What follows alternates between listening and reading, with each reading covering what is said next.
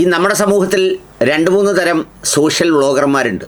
അതിലൊരു വിഭാഗത്തിൽപ്പെട്ട ആളുകൾ അവർക്ക് ബുദ്ധിമുട്ടോ അവരുടെ ഓഡിയൻസിന് എന്തെങ്കിലും തരത്തിലുള്ള പ്രയാസമോ ഉണ്ടാകാത്ത രീതിയിൽ തങ്ങളുടെ അസ്തിത്വം ഭദ്രമായി സൂക്ഷിച്ചുകൊണ്ടുള്ള ഇടപെടലുകൾ, ചർച്ചകൾ, അത്തരം കാര്യങ്ങളൊക്കെയാണ് ചെയ്യാറുള്ളത്.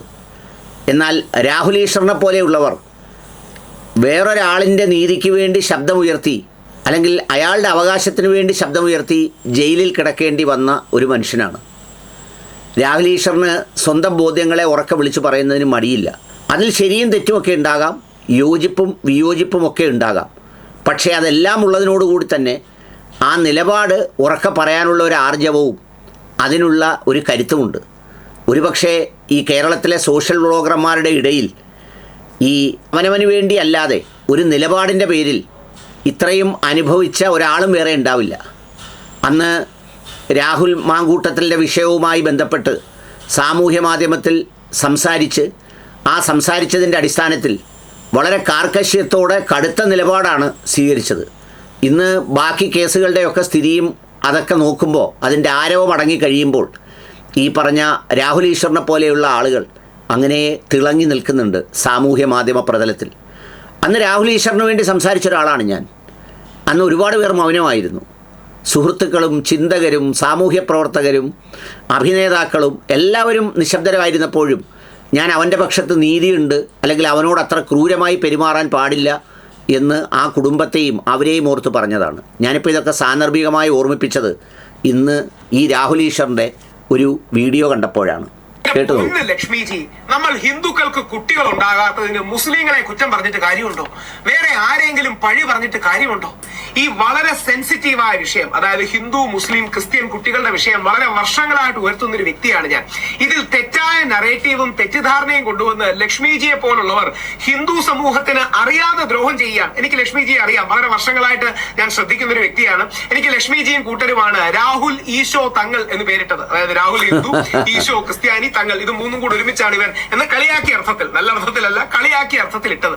ലക്ഷ്മിജി വളരെ നല്ല ഹിന്ദു ആക്ടിവിസ്റ്റ് ആണ്, വിശ്വാസിയാണ്, എനിക്കറിയാം. പക്ഷേ ലക്ഷ്മിജിയുടെ അടക്കം മനസ്സിൽ, ശ്രീമതി ലക്ഷ്മി കാനത്തിന്റെ മനസ്സിലുള്ള ഈ തെറ്റിദ്ധാരണയാണ് ബഹുഭൂരിപക്ഷം ഹിന്ദുത്വവാദികളുടെ മനസ്സിലുള്ളത്. ഹിന്ദു ജനസംഖ്യ അപകടകരമായ രീതിയിൽ കുറയുകയാണ്. അതിന് മുസ്ലിങ്ങളുമായിട്ട് യാതൊരു ബന്ധവുമില്ല. മുസ്ലിം ജനസംഖ്യ കൂടുകയല്ല. കേരളത്തിൽ ഈ ജനസംഖ്യ, കേരളം എന്ന മലയാളികൾ എന്ന ഈ ജനസംഖ്യ ഇങ്ങനെയെങ്കിലും നിൽക്കുന്നത് മുസ്ലിം സമൂഹം കാരണം മാത്രമാണ്. ഹിന്ദുക്കളുടെ സത്യത്തിൽ 3 ഗ്ലാസ് വെള്ളം എടുക്കുക. ഒരു ഗ്ലാസ്സിൽ ഒരു 3/4 ഗ്ലാസ് വെള്ളമുണ്ട്, ബാക്കി മറ്റൊരു ഗ്ലാസ്സിൽ അര ഗ്ലാസ്സേ ഉള്ളൂ. വേറൊരു ഗ്ലാസ്സിൽ പണ്ട് മുതലേ 1/4 ഗ്ലാസ്സേ ഉണ്ടായിരുന്നുള്ളൂ. ഇതിൽ നിന്നും 3-ൽ നിന്നും തുല്യമായി കുറഞ്ഞാൽ ഈ അര ഗ്ലാസ് ഉള്ളതിൽ പിന്നെ കുറച്ചേ കാണൂ, 1/4 ഗ്ലാസ് ഉള്ളതിൽ ഒരു പേരിനെ കാണൂ, 3/4 ഗ്ലാസ് ഉള്ളതിൽ അപ്പോഴും അര ഗ്ലാസ് ഉണ്ടാവും.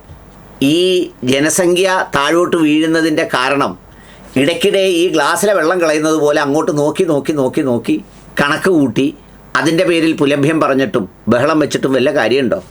രാഹുൽ ഈശ്വർ പറഞ്ഞതുപോലെ ഇതുണ്ടാക്കാൻ പോകുന്ന പ്രത്യാഘാതം എന്താ? 4 ലക്ഷം കുട്ടികളാണ് SSLC പരീക്ഷ എഴുതിയത് കഴിഞ്ഞ വർഷം. എന്നിട്ട് സ്കൂൾ അഡ്മിഷന് വന്ന 1-ാം ക്ലാസ്സിൽ ചേർന്ന കുട്ടികളുടെ എണ്ണം എത്ര? 2 ലക്ഷം. 50% പേര് കുറഞ്ഞു. എന്താ സംഭവിക്കാൻ പോകുന്നത്? അധ്യാപകരധികമാവും. അവരതിന് മുൻകരുതൽ എടുത്തു തുടങ്ങിയിട്ടുണ്ട്. എന്താ സംഗതി എന്നറിയോ? വിദ്യാർത്ഥി അധ്യാപക അനുപാതം കുറയ്ക്കണം എന്ന് പറഞ്ഞിട്ട്. എന്ന് വെച്ചാൽ ഈ ജനസംഖ്യ കുറയുന്ന പോലെ ആ അനുപാതം കുറച്ചേ പറ്റുള്ളൂ, ഇല്ലെങ്കിൽ അവർക്ക് നിലനിൽപ്പില്ല. ഇനി നമ്മുടെ ക്ലാസ് റൂമുകളിൽ 10 കുട്ടികൾ ഉള്ള കാലം വരും. പ്രസവിക്കുമ്പോഴേ ബുക്ക് ചെയ്യുന്ന കാലം വരും. ഗർഭിണിയാവുമ്പോഴേ ബുക്ക് ചെയ്യുന്ന കാലം വരും. ഗർഭിണിയാവുമ്പോൾ ആ ഗർഭിണിയാകുന്ന അമ്മയുടെ ആശുപത്രി ചെലവ് മുഴുവൻ കാശ് കൊടുത്തിട്ട് നിൽക്കുന്ന അധ്യാപികയുണ്ടല്ലോ. കാരണം കാശ് എത്ര? 70 ലക്ഷം, 50 ലക്ഷം, 60 ലക്ഷമൊക്കെയാണ് ജോലിക്ക് വാങ്ങുന്നത് മാനേജ്മെൻറ്റുകൾ. അങ്ങനെ വാങ്ങുന്നവർക്ക് 2-3 ലക്ഷം രൂപ മുടക്കിയാൽ, അല്ലെങ്കിൽ ഒരു 10 ലക്ഷം രൂപ മുടക്കി ഒരു 10 പ്രസവം ഇഞ്ഞെടുത്താൽ 10 കുട്ടികളെ കിട്ടും. അങ്ങനത്തെ ഒരു കാലം വരും. ഏതായാലും അതിൻ്റെ ബാക്കി കൂടി അല്പം കേൾക്കാം. ഹിന്ദുക്കളുടെ കുറയുകയാണ്, ക്രിസ്ത്യാനികളുടെ കുറയുകയാണ്. പക്ഷേ ക്രിസ്ത്യാനികളെ കാട്ടി അപകടകരമായി നമ്മുടെ കുറയുകയാണ്. നമുക്ക് ലക്ഷ്മി കാനത്തിന്റെ പോസ്റ്റ് ഒന്ന് വായിക്കാം. ദൈവത്തെ ഓർത്ത് നമ്മുടെ RSSലെ സഹോദരങ്ങൾ ഈ വിഷയം മനസ്സിലാക്കണം. ഈ തെറ്റിദ്ധാരണയാണ് അവരുടെ മനസ്സിൽ വർഗീയത ഉണ്ടാക്കുന്നത്. ഞാൻ ഇത് വളരെ വർഷങ്ങളായിട്ട് പറയുന്ന ഒരു കാര്യമാണ്. ലക്ഷ്മി കാനത്ജിയുടെ ഇന്നലത്തെ പോസ്റ്റ് ഞാനൊന്ന് വായിക്കാം. അതിൽ ഇന്ത്യൻ എക്സ്പ്രസിന്റെ വളരെ പ്രസക്തവും വളരെ ശരിയുമായ ഇത് കൊടുത്തിട്ടുണ്ട്. 2024 ജനിച്ച കുട്ടികളിൽ 46.14% മുസ്ലിങ്ങൾ. കറക്റ്റാണ്. കേരളത്തിൽ ഹിന്ദു ക്രിസ്ത്യൻ ജനസംഖ്യാ വളർച്ച നെഗറ്റീവിൽ. വളരെ സത്യമാണ്. ഓരോ വർഷവും ജനിക്കുന്ന ഹിന്ദുക്കൾ മരിക്കുന്നുണ്ട്. ഓരോ വർഷവും ക്രിസ്ത്യാനികൾ ജനിക്കുന്നതിനേക്കാൾ ക്രിസ്ത്യാനികൾ മരിക്കുന്നുണ്ട്. മുസ്ലിങ്ങൾക്ക് മാത്രമേ പോസിറ്റീവ് ഗ്രോത്ത് ഉള്ളൂ. അത് ഒരു ഗൂഢാലോചനയല്ല. ഹിന്ദു കുടുംബങ്ങളിൽ കുട്ടികൾ ഉണ്ടാകുന്നില്ല. ഒരു ഉമ്മയുടെ അമ്മച്ചിയുടെ വയറ്റിൽ ഉണ്ടാകുന്ന കുട്ടികളുടെ എണ്ണത്തിന്റെ പേരാണ് റീപ്ലേസ്മെന്റ് ലെവൽ ഫെർട്ടിലിറ്റി റേറ്റ്. അഥവാ ഒരു ഏറ്റവും കൂടുതൽ എനിക്ക് ഇമ്പോർട്ടന്റ് ആയിട്ടുള്ള ഒരു കാര്യമായിരുന്നു മാട്രസ്. അതിൽ പിന്നെ വലിയ ഡൗട്ട് ഒന്നും ഇല്ലായിരുന്നു. എം മാട്രസ് തന്നെ ചൂസ് ചെയ്തു. അതിന്റെ കൂടെ വരുന്ന കട്ടർ വെച്ച് ഓപ്പൺ ചെയ്യലെന്നൊരു സാറ്റിസ്ഫൈങ് ആണ്.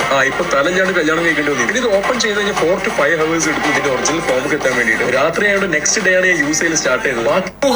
സമുദായവും കുടുംബവും നിലനിൽക്കാനുള്ള ജനന നിരക്ക്, ആ ജനന നിരക്ക് നമ്മൾ ഹിന്ദുക്കൾക്കില്ല എന്നുള്ളതാണ് പ്രശ്നം. അതിന് മുസ്ലിങ്ങളെ കുറ്റം പറഞ്ഞിട്ട് കാര്യമുണ്ടോ? തിരുവനന്തപുരത്തും കൊല്ലത്തും പത്തനംതിട്ടയിലുമാണ് പ്രശ്നം. അതിന് മലപ്പുറത്തെ കുറ്റം പറഞ്ഞിട്ട് കാര്യമുണ്ടോ? ലക്ഷ്മിജിയുടെ മനസ്സിലെ ഈ തെറ്റായ ചിന്തയാണ് നമ്മൾ പല ഹിന്ദുത്വവാദികൾക്കും ഉള്ളത്. അതാണ് അപകടം.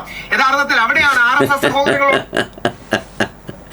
സന്ധ്യയാവുമ്പോൾ ഈ കാര്യം ഓർത്ത് ഈ വെറുപ്പും വിദ്വേഷവുമായി ബെഡ്റൂമിലേക്ക് ചെന്നാൽ വല്ലതും നടക്കുമോ?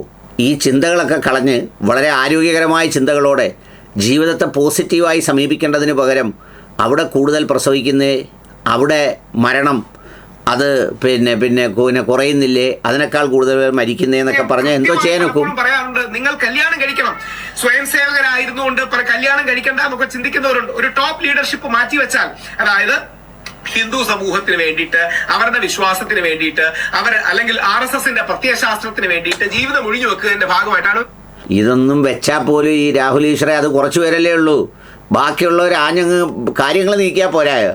അത് നീക്കിയാൽ ഈ പ്രശ്നമെല്ലാം മാറത്തില്ലേ? പക്ഷേ അതിനെന്ത് ചെയ്യേണ്ടി വരും? ചെറിയൊരു സംഭവമൊന്നുമല്ല ഇത്. ഇതിപ്പോൾ ഈ രാഹുൽ ഈശ്വർ ഇതിനകത്തൂടെ ലക്ഷ്മിജിയെ കാണിച്ചത് പറഞ്ഞുകൊണ്ടെന്നും പറഞ്ഞത് ഉണ്ടാവത്തില്ല. ഇതുണ്ടാക്കണമെങ്കിൽ അതിന് അതിന്റെ കരുത്ത് വേണം. ആവശ്യമില്ല. 1940കളുടെ കാലഘട്ടത്തിലോ 30കളുടെ കാലഘട്ടത്തിലോ അത് ആവശ്യമാണ്. അന്ന് ഓർക്കുക, കൂടുതൽ പണി ചെയ്തത് ഗാന്ധിജിയാണ്, കൂടുതൽ എഫേർട്ട് എടുത്തത് ഗാന്ധിജിയാണ്. പക്ഷെ RSS അടക്കമെന്ന് എഫേർട്ടുകൾ എടുത്തിട്ടുണ്ട്. അതിനെ ബഹുമാനിക്കുന്നു. ഇപ്പം എന്തായാലും ഇങ്ങനെയാണ് രാഹുൽ ഈശ്വർ പറഞ്ഞു പോകുന്നത്. പക്ഷേ സംഗതി ഇതൊന്നും ആയാൽ ഇതൊന്നും ഉണ്ടാകത്തില്ല. ഇതെല്ലാം നമ്മുടെ ക്ലാസ് റൂമിലെ ക്ലാസ് എടുപ്പും ഈ ബോധ്യങ്ങളുമൊക്കെ എല്ലാവർക്കും അറിയാം. ഇത് പറഞ്ഞുകൊണ്ടിരിക്കും, ഈ പരിപാടി നടന്നുകൊണ്ടിരിക്കും. അവസാനമാകുമ്പോൾ ഇതിൽ താല്പര്യമുള്ളവർ കൂടുതൽ കുട്ടികളെ ജനിപ്പിച്ച് സന്തോഷത്തോടെ ജീവിക്കും. ബാക്കിയുള്ളവർ ഈ കണക്ക് കൂട്ടി ദീർഘനിശ്വാസം വിടും. അതുമാത്രമേ ഫലമുള്ളൂ. Nothing else, nothing more.